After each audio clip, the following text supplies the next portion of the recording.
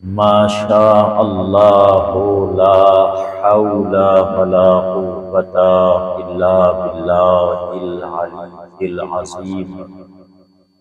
أعوذ بالله من الشيطان اللعين الرجيم. بسم الله الرحمن الرحيم. الحمد لله المتفضل المنان المتطول الحنان المتوحد بالكبرياء والعظمة والسلطان، وبه الذي من رحمته منّا علينا بالإيمان، وبه فضلنا على جميع أهل الأديان، وكره لدينا الكفر والفسوق والعصيان، وشرح صدورنا بتلاوة القرآن، ونشهد أن لا إله إلا الله وحده لا شريك له، ونشهد أن محمدًا عبده ورسوله وحبيبه سيد الإنس والجان، وعلى آله الطيبين الطاهرين المعصومين المظلومين المنتخبين المنتجبين،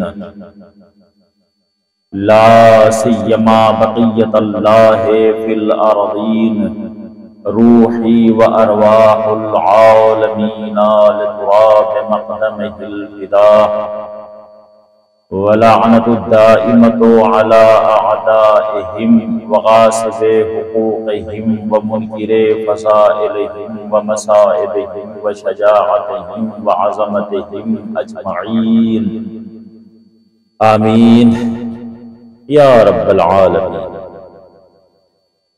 آئیے تمام مومنین ہم سب مل کر بارگاہ رب العزت میں شہزادی کونین جناب زہرا سلام اللہ علیہا کا واسطہ دے کر اپنے لیے اور تمام مومنین کے لیے دعا کرتے ہیں پوری عقیدت کے ساتھ سب مل کر۔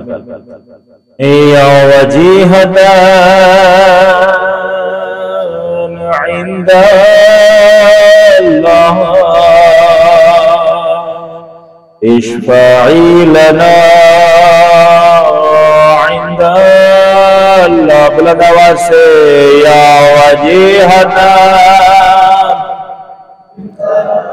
لا اشفعی لنا عند اللہ، یا زہرا یا وجیہتان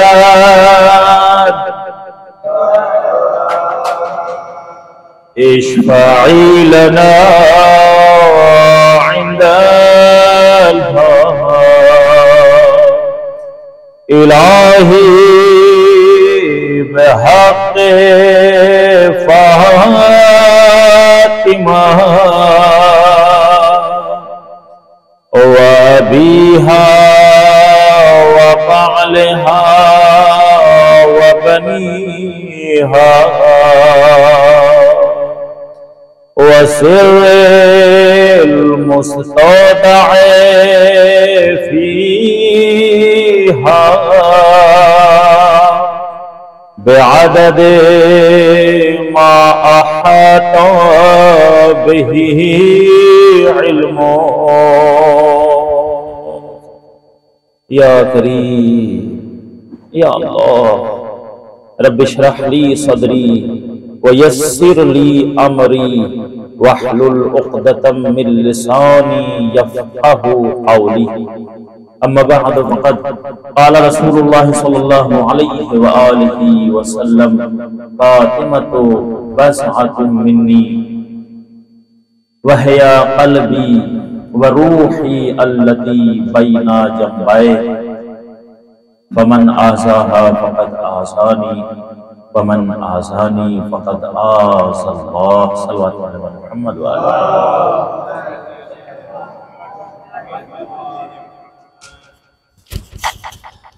تمام مومنین کی صحت و سلامتی کے لیے ایک بار اور نعرہ صلوات پڑھیں آپ حضرات۔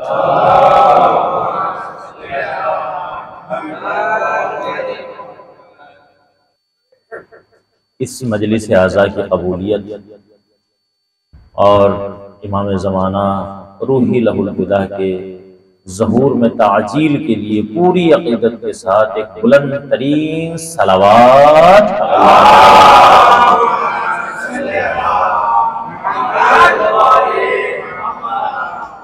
مولا سلامت رکھیں آپ حضرات کو، شاد و آباد رہیں آپ،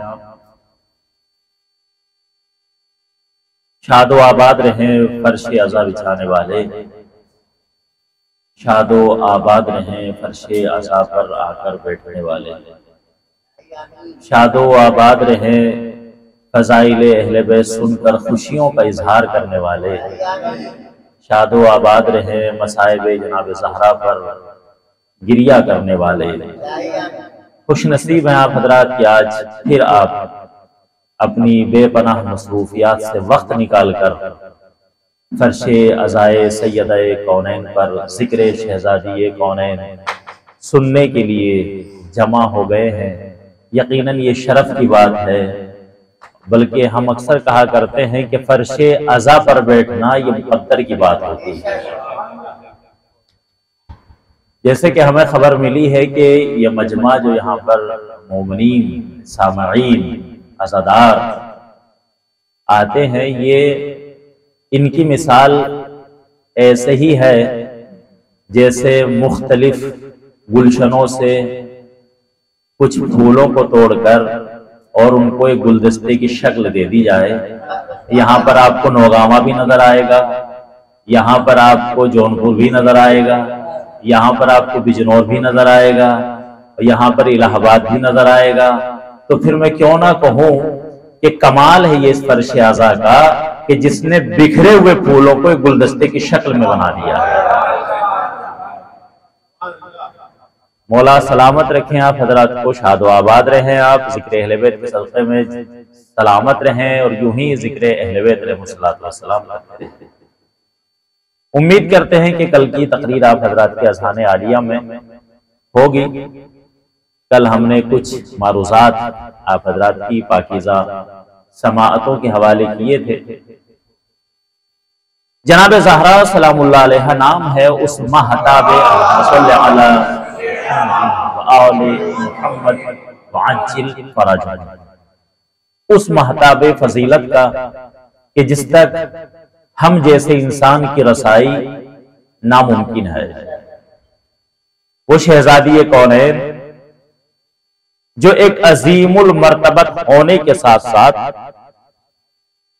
ایک ایسے عظیم گھرانے میں آپ کی ولادت بسعادت ہوئی کہ جو عبادتوں کا مرکز ہے، جو طہارتوں کا مرکز ہے، جو فضیلتوں کا مرکز ہے، جو شجاعتوں کا مرکز ہے، جو شرافتوں کا مرکز ہے، ایسے عظیم گھرانے میں جناب زہرا سلام اللہ علیہ کی ولادت بسعادت۔ عزیزان گرامی، یہ جو حدیث ہم نے آپ کے سامنے پیش کی ہے، فاطمۃ بضعۃ منی، آج ہم چاہتے ہیں کہ اس پہلے فقرے کی ذرا سی وضاحت کر دیں اور پھر باقی فقرے انشاءاللہ آنے والی گفتگو میں ہم آپ کے سامنے پیش کریں گے۔ فاطمۃ بضعۃ منی، ضرورت ہم اس لیے محسوس کر رہے ہیں کیونکہ آج کے زمانے میں اور آج سے جو 15 سال پہلے کا زمانہ تھا، ان دونوں میں بہت فرق ہے۔ پہلے یہ ہوتا تھا کہ جہاں مجلس ہوئی صرف وہاں تک محدود رہتی تھی، مگر آج کا زمانہ یہ ہے کہ مجلس ممبئی میں ہو رہی ہے اور لوگ بیٹھ کر نجف اشرف میں اس کو سن رہے ہیں، لوگ اسے مشہد مقدس میں سن رہے ہیں، لوگ اسے دیگر ممالک میں بیٹھ کر یا دوسرے شہروں میں ہندوستان کے اس کو سن رہے ہیں۔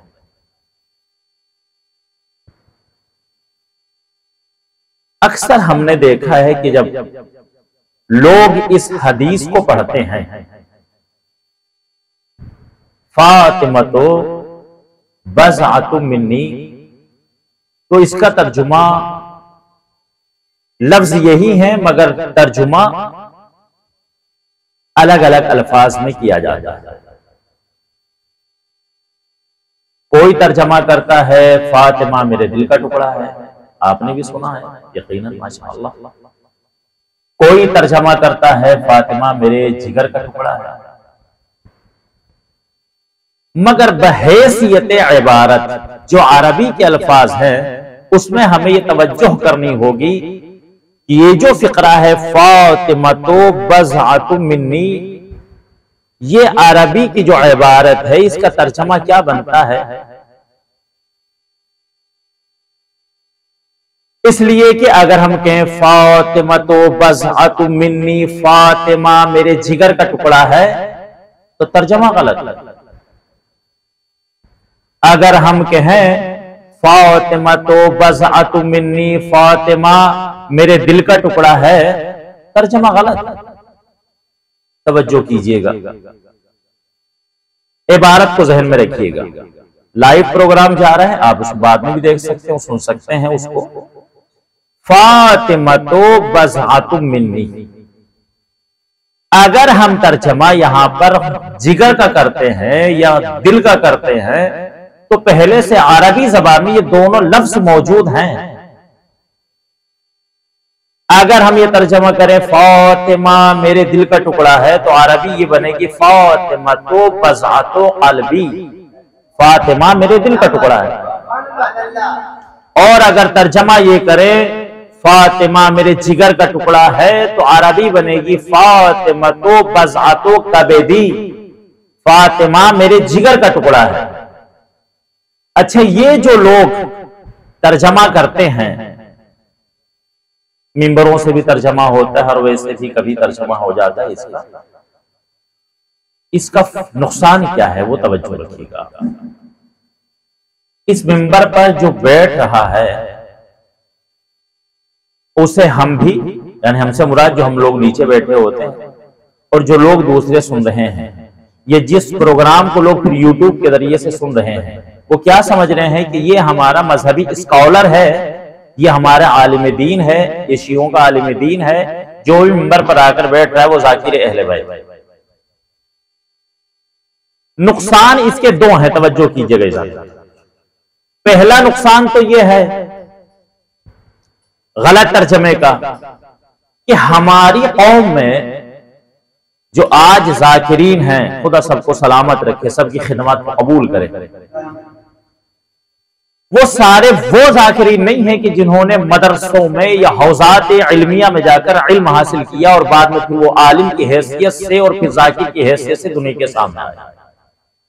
بہت سے ہمارے ذاکرین ایسے ہیں کہ جنہوں نے علماء کی مجلسوں کی کتابوں کو پڑھا اور ان کو حفظ کیا، ان کی ریہرسل کی گھر میں بیٹھ کر کے، مشق کی اور آ کر کے مجلسوں کو پڑھنا شروع کر دیا۔ ایسے ذاکرین ہیں یا نہیں ہیں؟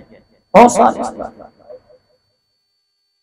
جب انہوں نے، یا یوٹیوب کا زمانہ ہے آج ہے، سوشل میڈیا پہ لوگ، اب اگر ہم اس حدیث کا ترجمہ یہ کریں، آج کی مجلس میں پیغام لے کے جائیے گا عزیزان گرامی، میں مانتا ہوں کہ ابھی آپ بہت سنجیدگی کے ساتھ سن رہے ہیں مجلس، اور ایسی مجلسیں بھی ہونی چاہیے کہ جہاں پر گفتگو سنجیدہ ہو مگر میسج بڑا مل رہا ہو۔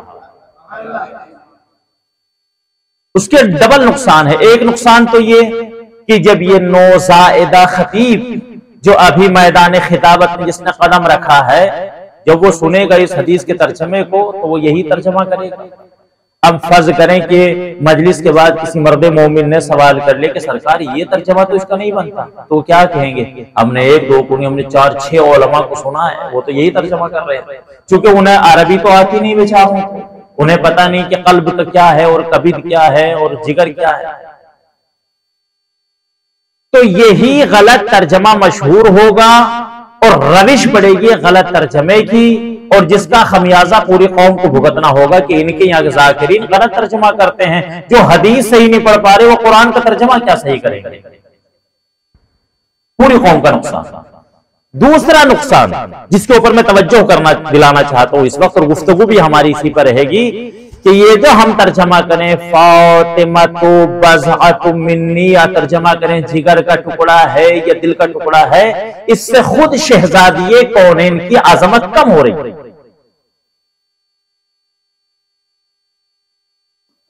چونکہ ایک باپ اپنی بیٹی سے محبت کرتا ہے، اور جتنی محبت باپ اپنی بیٹی سے کرتا ہے گھر میں اور کسی کو ہوتی بھی نہیں۔ یہ اور بات ہے کہ ماں کو اظہار محبت آتا ہے، باپ کو اظہار محبت نہیں آتا۔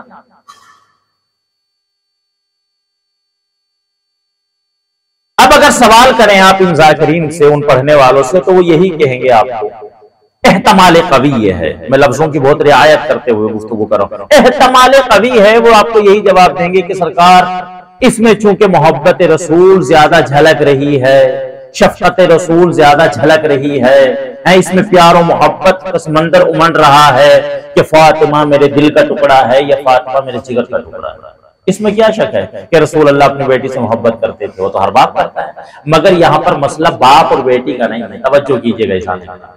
یہاں پر جو رسول اللہ کہہ رہے ہیں وہ اس عنوان سے نہیں کہہ رہے ہیں جیسے ایک باپ کو بیٹی سے محبت ہوتی ہے، یہاں پر ایک معصوم ایک معصومہ کے بارے میں گفتگو کر رہا ہے۔ فاطمہ تو بضعۃ منی، اگر ترجمہ اس کا جو صحیح ترجمہ ہے کیا ہے؟ فاطمہ تو بضعۃ منی، تین لفظ ہیں، ترجمہ کیا بنے گا؟ فاطمہ میرا جز ہے، بس۔ محمد والے محمد صلوات اللہ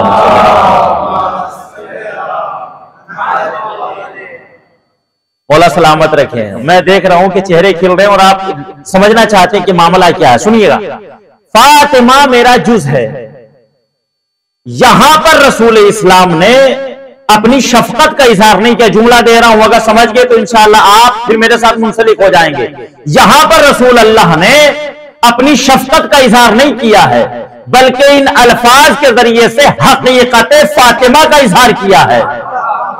مولا سلامت رکھیں، بیدار ہو رہے ہیں آپ؟ حقیقت فاطمہ کو سمجھو، راز کیا ہے؟ ایک راز سے پردہ ہٹایا ہے نبی کریم نے۔ اب یہ راز کون بتائے؟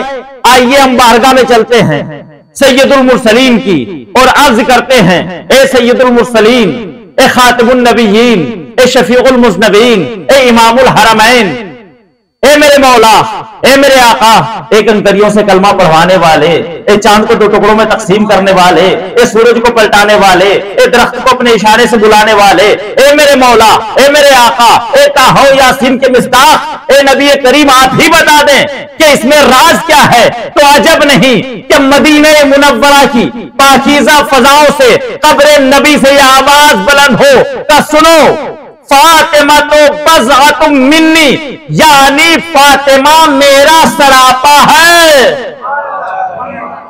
نہیں پہنچی بات، نہیں پہنچی، یعنی کیا مطلب؟ کہا کہ سمجھو، فاطمہ کو اگر سمجھنا چاہتے ہو تو اس کے لیے پہلے ایک راستہ اختیار کرنا ہوگا، ایک منزل سے گزرنا ہوگا، اس منزل کا نام ہے محمد۔ جب تک محمد کی معرفت نہیں ہوگی تب تک فاطمہ کی معرفت نہیں ہو سکتی۔ اگر چاہتے ہو فاطمہ کی معرفت ہو تو پہلے یہ دیکھو نبی کا اخلاق کیسا ہے، نبی کا کردار کیسا ہے، نبی کی سیرت کیسی ہے، نبی کی سیرت کیسی ہے۔ اگر محمد سمجھ میں آ گیا تو فاطمہ سمجھ میں آئے گی، اگر محمد سمجھ میں نہ آیا فاطمہ کو کوئی سمجھ نہیں سکتا۔ آئینہ سیرت رسول ہیں جناب زہرا سلام اللہ علیہا، جو اوصاف حمیدہ آپ کو نبی کی ذات میں نظر آئیں گے، وہی تمام اوصاف شہزادی کونین صدیقہ طاہرہ حضرت فاطمہ الزہرا سلام اللہ علیہا۔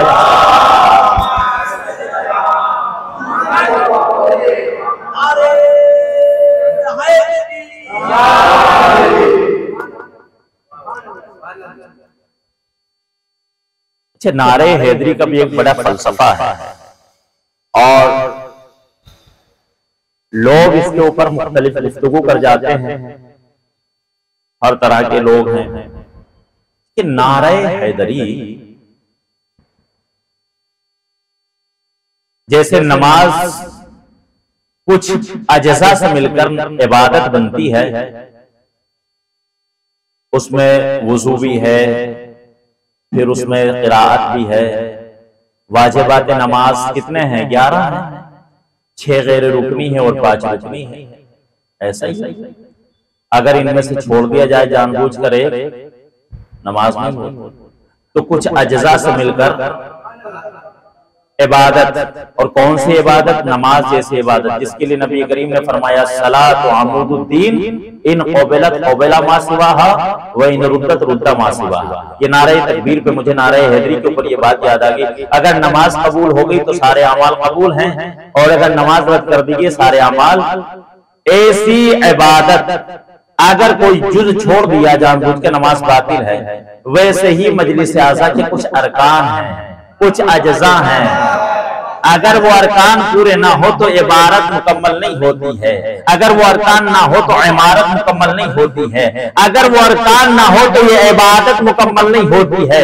نعرہ صلوات کا الگ ثواب ہے، نعرہ حیدری کا الگ ثواب ہے، مگر یاد رکھنا خدا سلامت رکھے ان نوجوانوں کو، خدا سلامت رکھے ان بزرگوں کو کہ جن کو اللہ نے ولایت اہل بیت کے صدقے میں وہ حوصلہ عطا کیا ہے، وہ جذبہ عطا کیا ہے۔ 100 میں سے 2 ہوتے ہیں کہ جن کو پروردگار یہ جذبہ دیتا ہے کہ پہل وہ کرتے ہیں، 98 ان کا ہاتھ پٹاتے ہیں، ان کا ساتھ دیتے ہیں۔ وہ پہل کرنے والا اور پہل کرنے والے کو ساتھ دینے والے کا دونوں کا ثواب الگ ہے۔ جو پہل کرے اس کی نیکیاں اور ہیں، جو ساتھ دے اس کی نیکیاں اور ہیں، جو ہلکا ساتھ دے اس کی نیکیاں اور ہیں۔ جیسے سلام میں آپ کسی نے کہا السلام علیکم، ثواب 10 نیکیاں، اس نے کہا ورحمت اللہ، ثواب 20 نیکیاں، وبرکاتہ، یہ مکمل السلام علیکم ورحمت اللہ وبرکاتہ، اگر یہ مکمل ہوا تو 30 نیکیاں ملتی ہیں۔ جواب دینے والے وہ کتنی؟ صرف 2۔ ویسے ہی یہاں پر جیسے کسی نے کہا نعرہ حیدری، اگر کسی نے زبان سے کہا ثواب کچھ اور، اگر کسی نے ہلکا سے اٹھا دیا علی کی ولایت کا اعلان کرنے کے لیے ثواب کچھ اور، اگر کسی نے ایسے بلند کیا تو ثواب کچھ اور۔ اس لیے کہ یہاں پر جتنا عمل ہوتا ہے ثواب بھی اتنا ہی ہوتا ہے۔ ہاتھ کا اتنا اشارہ ہوا ثواب کچھ اور، اتنا ہوا ثواب کچھ اور، دونوں ہاتھ اٹھے تو ثواب کچھ اور۔ جتنی آوازیں بلند ہوتی ہیں، یاد رکھیے گا اس جملے کو، قسم خدا کی، جب یہاں سے علی کے چاہنے والے نعرہ حیدری بلند کرتے ہیں، اس آواز کو جب آسمان والے سنتے ہیں، یہ آوازیں وہاں جاتی ہیں، وہاں کی آوازیں یہاں آتی ہیں، وہ ہماری آوازیں سنتے ہیں، ان کی آوازیں ہمیں سنائی نہیں دیتی ہیں۔ کیوں؟ اس لیے کہ ہمارے کانوں کے اوپر گناہوں کے پردے پڑے ہیں۔ مگر یاد رکھنا جب نعرہ حیدری بلند ہوتا ہے، جواب دینے والے سینکڑوں نہیں ہوتے، لاکھوں کی تعداد میں ہوا کرتے ہیں۔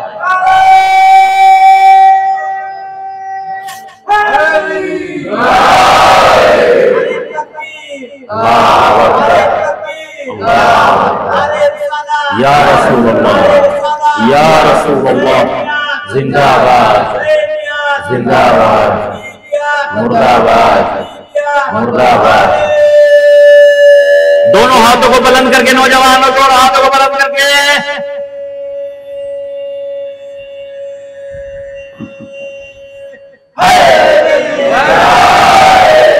سلامت شادو آباد ہیں۔ فاطمہ تو بضعۃ منی، فاطمہ میرے جز ہے، جو اوصاف میرے اندر ہیں وہ فاطمہ زہرا سلام اللہ علیہ اندر اوصاف پائے جائے۔ قسم خدا کی جناب زہرا سلام اللہ علیہ کی ذات گرامی وہ ذات ہے کہ جس کو چند ذوات مقدسہ کے علاوہ آج تک کوئی درک نہیں کر سکتا۔ کیوں؟ وجہ کیا ہے؟ بزرگ یہاں پہ تشریف فرما ہے، مولا سلامت رکھے ہمارے بزرگوں کو، ان کا سایہ ہمارے سروں پر قائم و دائم رکھے۔ توجہ کیجئے گا، ایک تھی اور آج بھی ایک ہے، مگر یہ چند 3 لوگ ہوتے ہیں کہ جو قوم کے اندر اختلاف پیدا کر دیتے۔ ایک صلوات پڑھ لے بر محمد والے۔ کون ہے پہلے؟ یعقوب حموی۔ دوسری کتاب تاریخ الخمیس فی احوال انفس النفیس،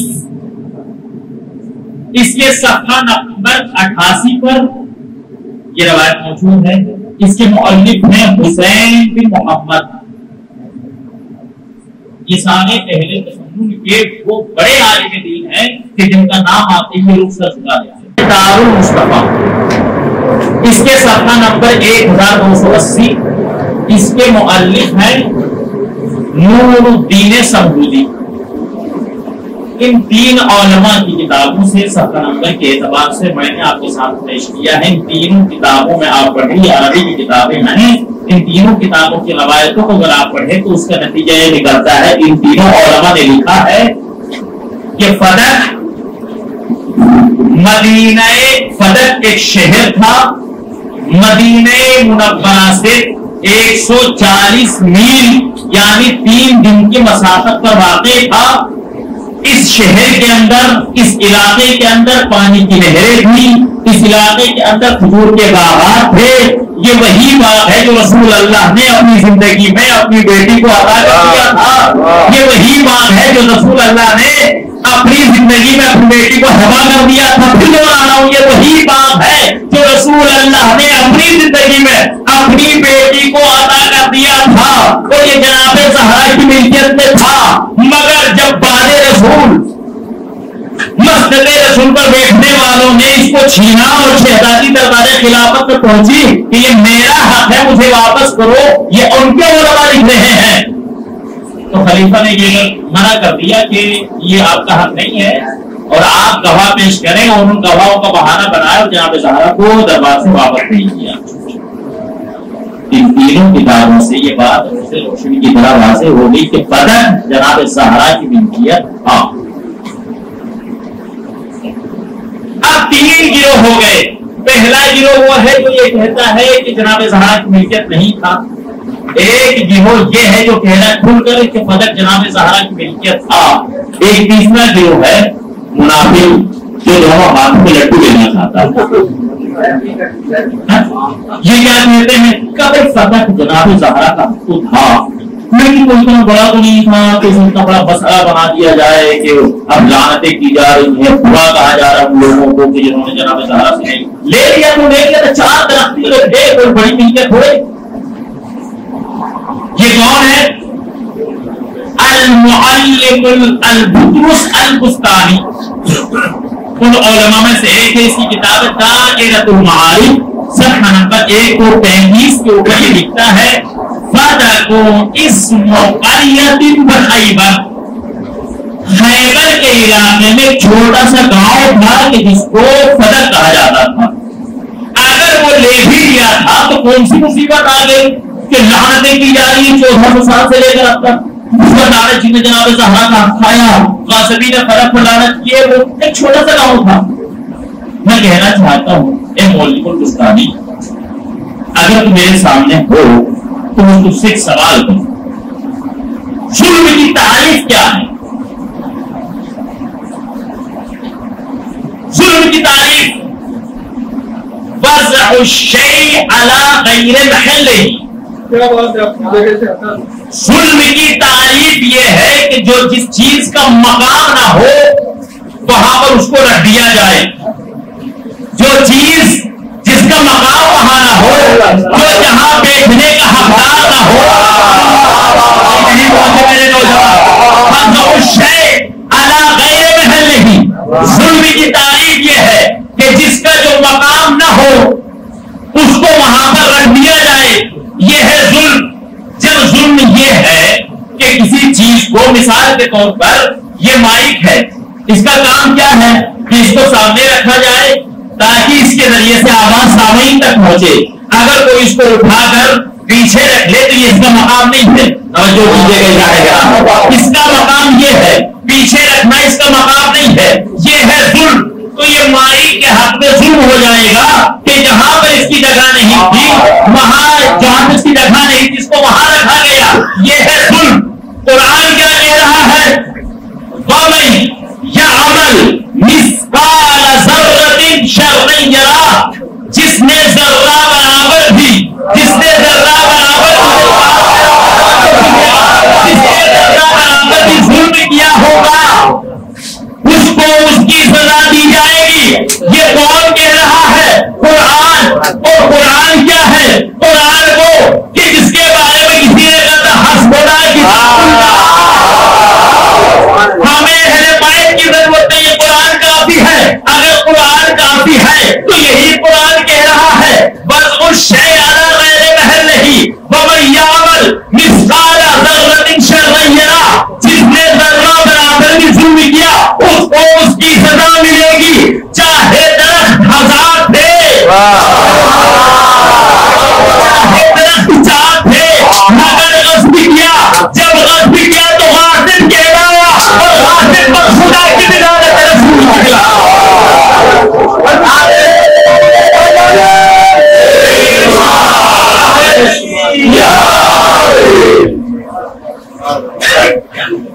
اس کو اس کی سزا ملے گی. اچھا یہ ایک مغالطہ ہے جو لوگوں کے ذہنوں میں ڈالا جاتا ہے کہ صاحب وہ فضا کی اتنی بڑی ملکیت تو نہیں تھا کہ اگر کسی نے لے بھی لیا تھا تو اس کو برا کہا جائے. توجہ کی جگہ آج میں یہ بھی مسئلہ کلیئر کر دیتا ہوں آج مجلس میں کہ فضا تھا کیا. سنن ابی داؤد کتاب کا نام ذہن میں رکھیے گا.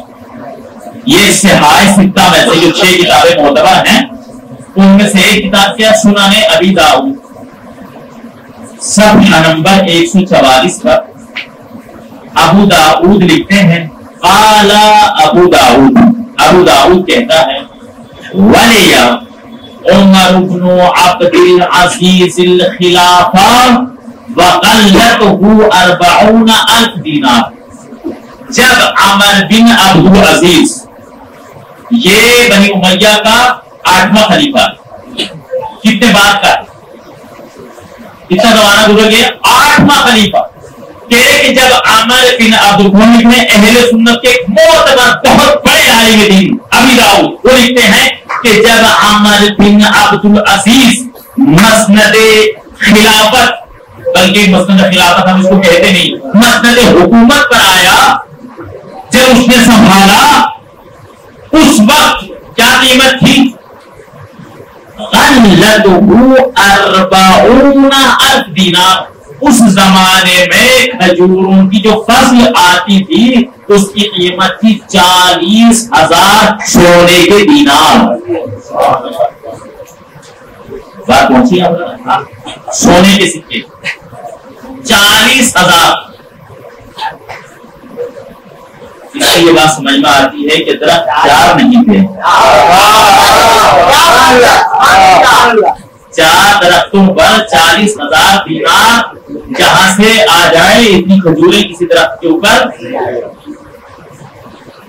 دوسرا حوالہ سن لیجیے گا سیرت الحلبیہ باب ذکر وفات رسول اللہ صفحہ نمبر 488. اس کتاب کے مؤلف ہیں برہان الدین قاضی الحلبی اہل سنت کے بہت بڑے عالم دین. وہ اپنی کتاب سیرت حلبیہ میں لکھتے ہیں آج بات کاغذ پر رکھ کر آ گئی تو اسی پر مکمل کرو اب 2 سے 4 منٹ اور رکھتے مسئلہ ختم ہوا. وہ لکھتے ہیں کہ جب شہزادیے کونین اپنا حق مانگنے کے لیے دربار میں آئی اور اپنا مقدمہ پیش کیا اور گواہ پیش کرنے کے اوپر گواہ طلب کرنے کے اوپر شہزادی نے گواہ بھی پیش کر دیے تو جو مسند خلافت پر بیٹھا ہوا تھا وہ مجبور ہوا. میں کتاب کا حوالہ پہلے دے چکا ہوں جتنے مومنین کے گھروں میں یہ کتاب ہے نہیں تو آپ جا کے گوگل سرچ کر کے کتابوں پڑھ سکتے ہیں. ممکن ہے کہ اردو میں کہیں ترجمہ ہو گیا ہو اس کتاب. وہ کہتے ہیں کہ جب شہزادی نے گواہ بھی پیش کر دیے تو مجبور ہو گیا اور وہی جو تھی سند جناب زہرا کے پاس دستاویز جو تھی جناب زہرا کی یا تحریر رسول جو تھی اس کو اس نے کہو لگا دی کہ ہاں بنت رسول یہ آپ کا. اب یہ لے کر شہزادی نکلنا ہی چاہتی تھی کہ ایک مرموم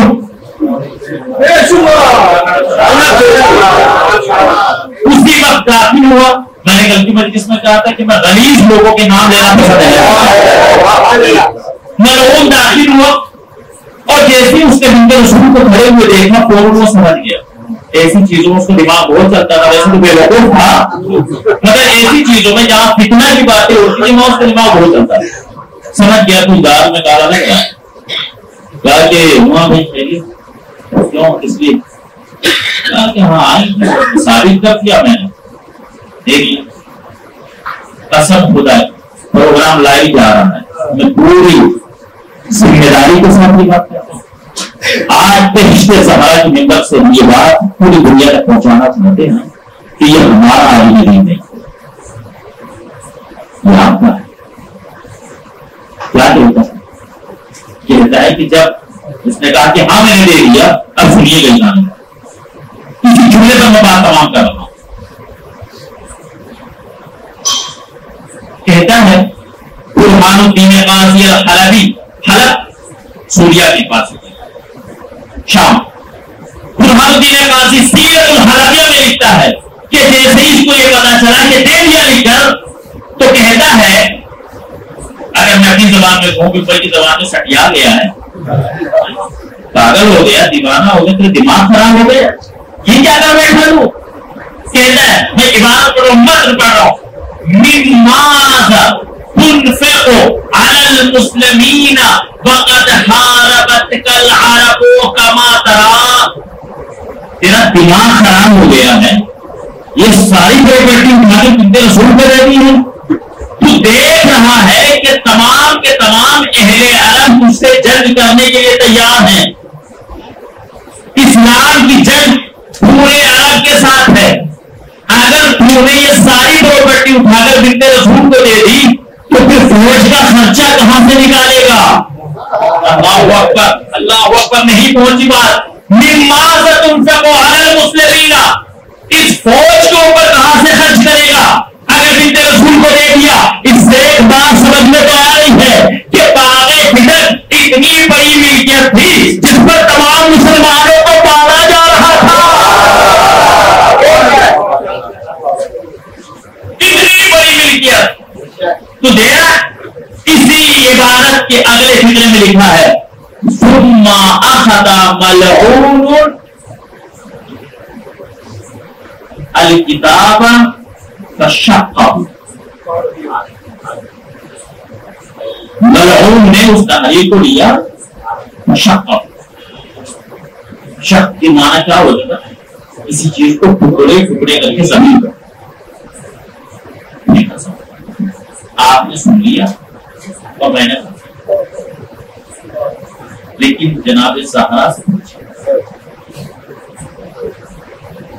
کہ جو باپ کی دستاویز کو نہ صرف یہ پھٹتا ہوا دیکھ رہی ہے،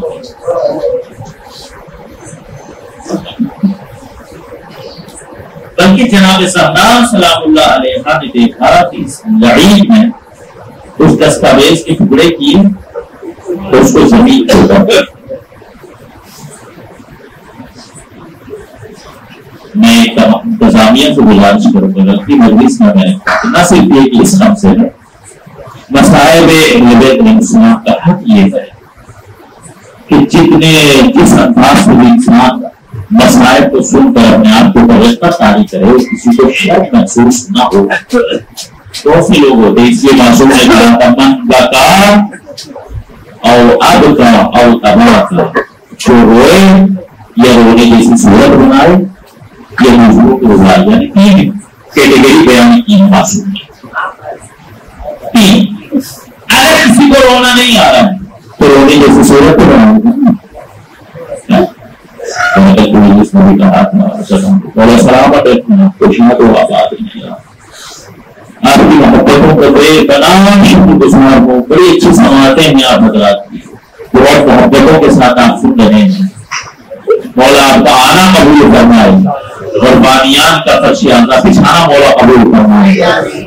پروردگار سب کی توفیقات خیر میں اضافہ کرے، جو بیمار ہیں ان کو شفا عطا فرمائے، جو غیر ان کو رہائی عطا فرمائے. پروردگار جتنے بھی فرشیانہ پر بیٹھے ہیں، جس کے لیے بھی جو حاجت میں پروردگار سب کی جائز حاجتوں کو دور آتا ہے، پروردگار ہم کوئی فقط اس بات میں من بقا او ابقا او تبقا، جو روئے جو دوسروں کو رلائے، جو رونے جیسی صورت بنائے. معصوم فرماتے ہیں جب تک اس کو اوپر راضی ہو، روئے فرمایا نہ کرو. جب آپ دنیا کرتے ہیں نا تو جناب زہرا صلی اللہ علیہ وسلم رسول اللہ کو یقیناً آئے ہوں گے اپنی بیٹی کا پرسہ دینے کے لیے. جب آپ اپنے سارے کام چھوڑ کر اپنے گھروں کو چھوڑ کر فرشتے آ سکتے ہیں تو اس رسول سے پوچھیں گے اتنی محبت کا کتنا تصور کر سکتے ہیں. یقیناً رسول اللہ کہیں کہیں بیٹھے ہوں گے، اللہ کو دیکھ رہے ہوں گے اور دعائیں بھی دے رہے ہوں گے.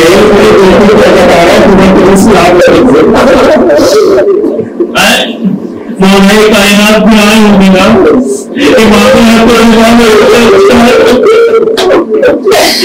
مجھے زیادہ مسائل نہیں پڑھنے دو، 3 منٹ اور آپ کو تمام کرنا چاہتا ہوں، لیکن اب سنیے گا کہ مسائل کیا گزرے ہیں شہزادی کونین پر۔ جب جناب سلیم بن قیس نے مولا ملتحیان سے پوچھا تھا، مولا مجھے یہ بتائیے کہ ملعون ثانی نے سب کے شہریے سب کے وظیفے بند کر دیے مگر پولیس کا وظیفہ بند نہیں کیا بلکہ ڈبل کر دیا، اس کی وجہ کیا ہے؟ تو جیسے یہ سوال کیا مولا کے آنکھوں سے سلیم تو یہ سوال کر کے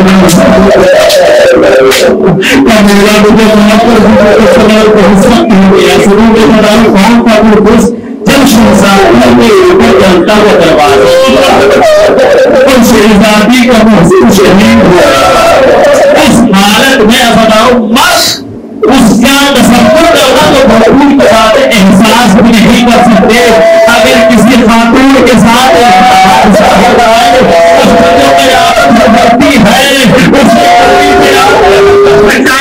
مگر جناب زہرا نے جیسے ہی سنا کہ مسلمان علی کے گلے میں رسی کا پھندا ڈال کر مسجد نبوی کی طرف لے گئے ہیں، جناب زہرا نے فوراً کہا اسماء مجھے سہارا دے، کہا شہزادی اور پہ کھڑے ہونے کی ہمت نہیں ہے، کہا نہیں اسماء مجھے اپنے وقت کے امام کو بچانا ہے۔ جناب زہرا نے فوراً اپنے آپ کو سنبھالا، چادر میں اپنے آپ کو چھپایا اور جناب زہرا اس جگہ پر پہنچی جہاں پر مولائے کائنات زمین پر بیٹھے ہیں، گلے میں رسی کا پھندا ہے، چاروں طرف تلواریں لیے کھڑے ہوئے ملعون کھڑے ہیں۔ ایک مرتبہ جناب زہرا حصار کو توڑ کر داخل ہوئی اور ایک مرتبہ دامن کو پکڑ کر مولائے کائنات کے لوگوں کو تب دیکھ کر کہتی ہے خلو الحسین خلو الحسین، اے مسلمانوں علی کو چھوڑ دو۔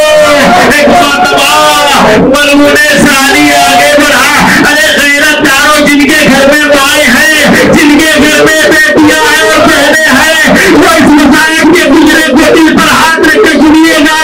ایک مرتبہ ملعون ثانی آگے بڑھا، اس کا نیچی ہاتھ اٹھا، ارے خدا کرے ان کا حشر ہو جاتا اور یہ کارنامہ انجام نہ دیتا۔ اس ملعون نے ہاتھ اٹھایا اور ایک زوردار تماچا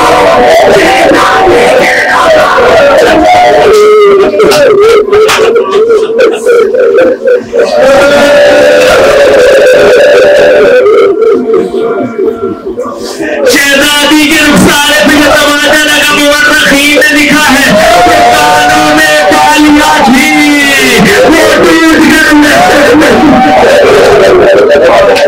شہزادی مگر علی کا دامن نہیں چھوڑا، پھر بھی کہہ رہی تھی خلو ابوالحسن خلو ابوالحسن، ابوالحسن کو چھوڑ دو۔ ایک مرتبہ ملعون ثانی نے اپنے غلام سے کہا جس کا نام قرفز تھا، یہ حبشی جوان تھا، بڑا لمبا چوڑا جوان تھا، ایک مرتبہ اس سے کہا قرفز آگے بڑھ جا، اور آگے بڑھنے کے بعد فاطمہ کے ہاتھ کو علی کے دامن سے جدا کر اداداروں ظلم کرنے جا رہا ہے، جو سید زادے میرے بھائی بیٹھے ہیں مجھے معاف کیجیے گا، بڑا عظیم جملہ ہے مسائل کا۔